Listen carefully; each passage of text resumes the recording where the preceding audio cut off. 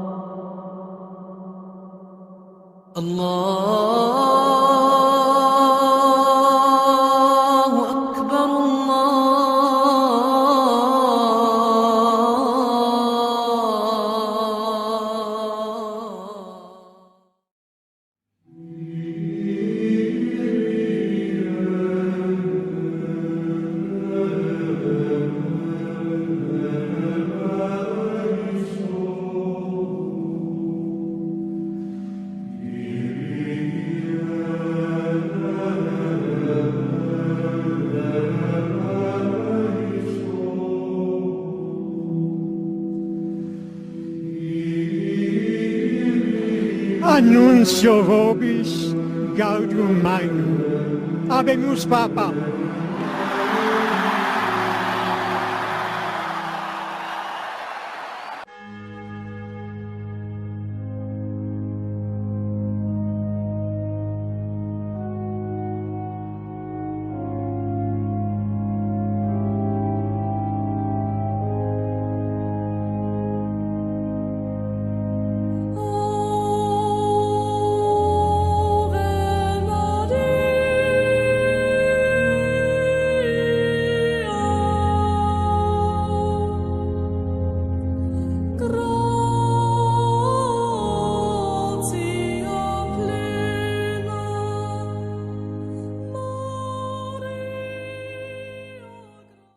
Shema Israel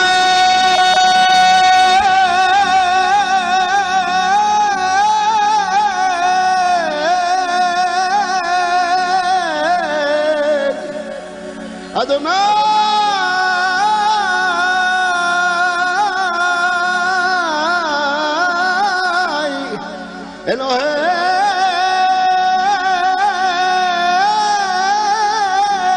Eloheinu Adonai Echad.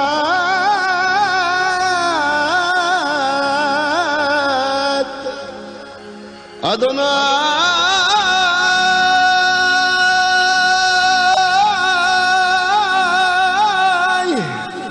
oh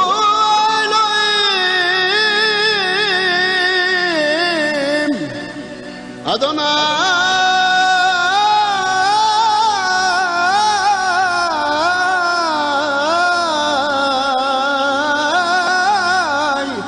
oh Elohim. Você conhece algum lugar sagrado? O que esses locais têm de especial? Você certamente já ouviu falar de Meca, do Vaticano, do Santuário de Aparecida e do Muro das Lamentações. São alguns lugares considerados sagrados, respectivamente, pelo islamismo, pelo catolicismo e pelo judaísmo. Multidões peregrinam a esses lugares todos os anos. No tempo de Jesus, não era diferente. Todo judeu, independentemente de onde estivesse, deveria ir pelo menos 3 vezes por ano ao templo em Jerusalém. O templo era o centro da vida da nação, porque Deus era o centro da vida das pessoas. O templo era o lugar dos sacrifícios, do perdão e da adoração. Ali Deus se manifestava pessoalmente. Não fosse a presença divina, o santuário não seria sagrado.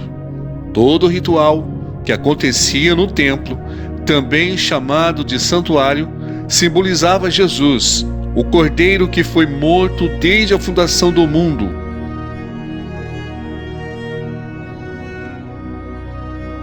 Apocalipse 13, 8. Vamos estudar nesse estudo o ministério de Jesus no santuário celestial.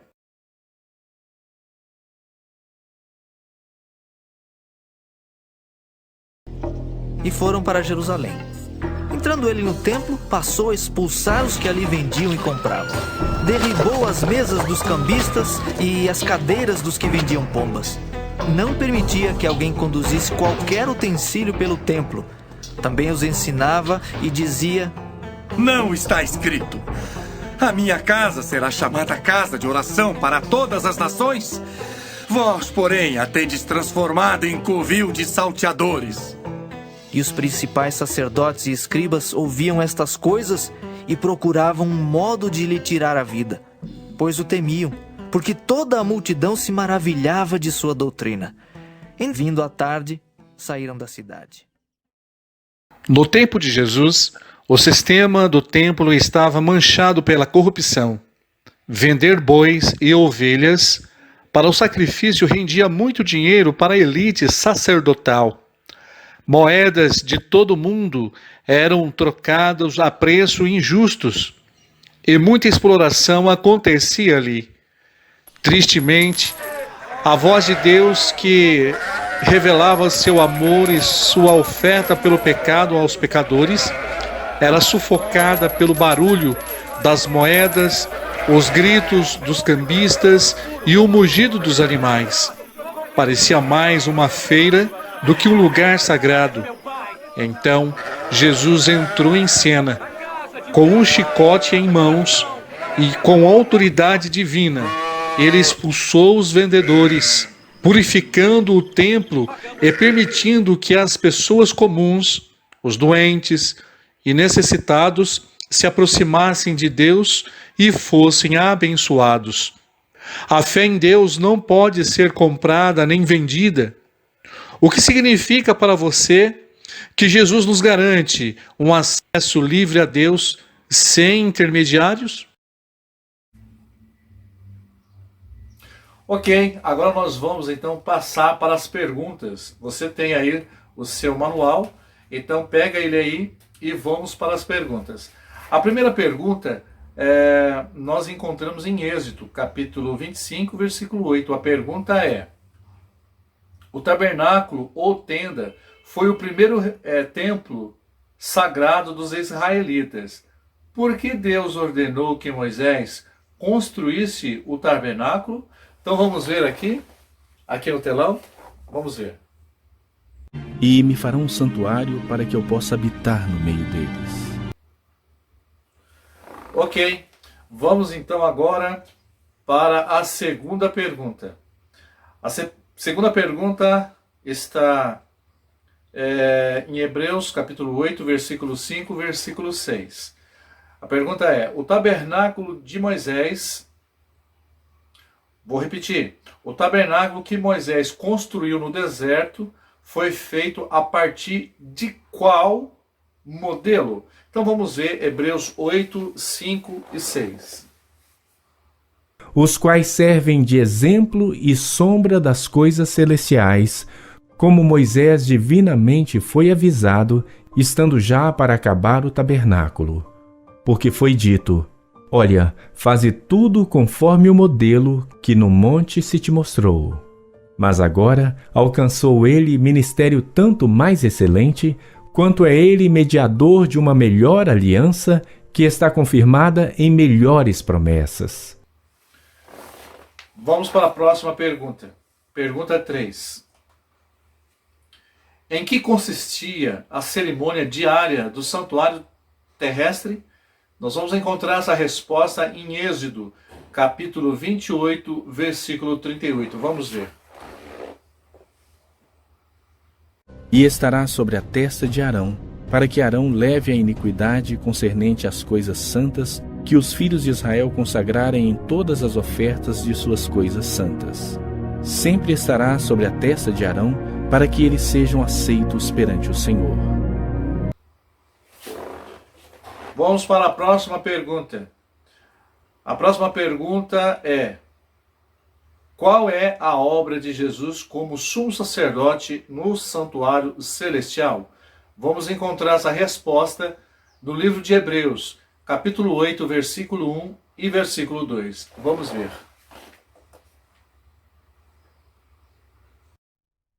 Hebreus capítulo 8.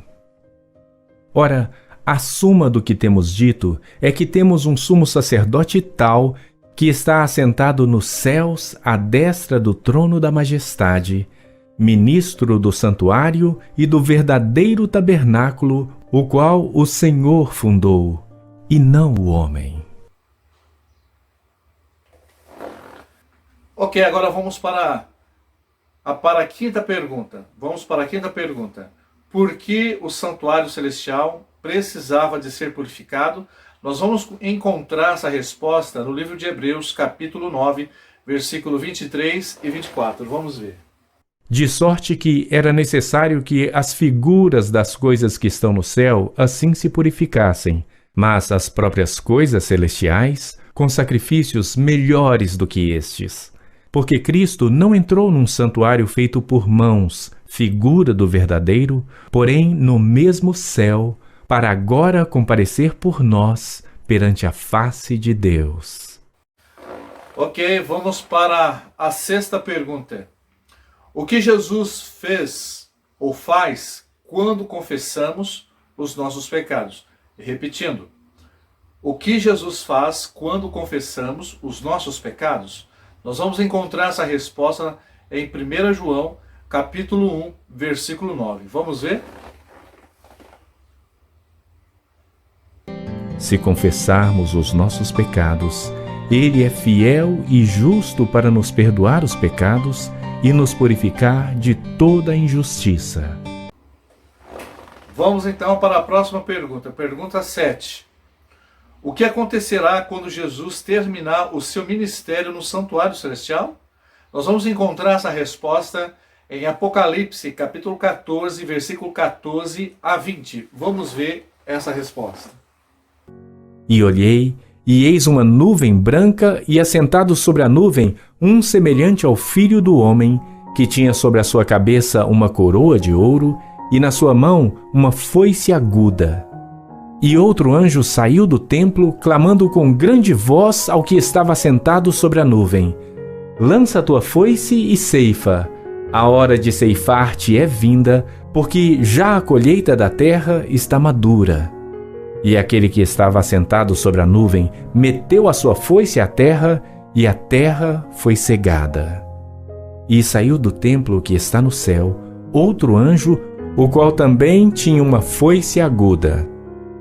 E saiu do altar outro anjo que tinha poder sobre o fogo, e clamou com grande voz ao que tinha foice aguda, dizendo: lança a tua foice aguda e vindima os cachos da vinha da terra, porque já as suas uvas estão maduras. E o anjo lançou a sua foice à terra, e vindimou as uvas da vinha da terra, e atirou-as no grande lagar da ira de Deus. E o lagar foi pisado fora da cidade, e saiu sangue do lagar até os freios dos cavalos, pelo espaço de 1.600 estádios. A última pergunta. Pergunta 8. Que segurança o trabalho de Cristo no santuário nos dá? Nós vamos encontrar essa resposta em 1 João, capítulo 2, versículo 1 e 2. Vamos ver? 1 João, capítulo 2. Meus filhinhos, estas coisas vos escrevo para que não pequeis. E se alguém pecar, temos um advogado para com o Pai, Jesus Cristo, o justo. E ele é a propiciação pelos nossos pecados, e não somente pelos nossos, mas também pelos de todo o mundo. Vamos para o nosso compromisso de fé. O nosso compromisso de fé, nós vamos ver bem aqui no telão. Vamos ver? Você aceita Jesus como seu intercessor e substituto, reconhecendo os seus pecados e quer aprender a valorizar o sacrifício de Cristo, buscando nele forças todos os dias? Ok, chegamos a mais um final de uma recapitulação. E não podemos esquecer que Jesus está no santuário celestial neste momento, intercedendo por mim e por você. E que você possa ter a sua proteção, os teus cuidados. E que possamos a cada dia entregar os nossos caminhos ao Senhor, porque Ele tem cuidado de nós e Ele cuida de nós. E hoje Ele está no santuário intercedendo por nós. Ele é o nosso advogado, mas chegará o momento que esse advogado passará a ser o juiz. Então Ele virá como juiz para poder fazer o seu julgamento justo, né? Como Ele é o advogado hoje, então Ele sabe quem é dele, Ele sabe quem é aquele que se entrega e confessa os pecados. Jesus está às portas, Ele está voltando e voltará como juiz. Que Deus possa te abençoar. Até o próximo encontro.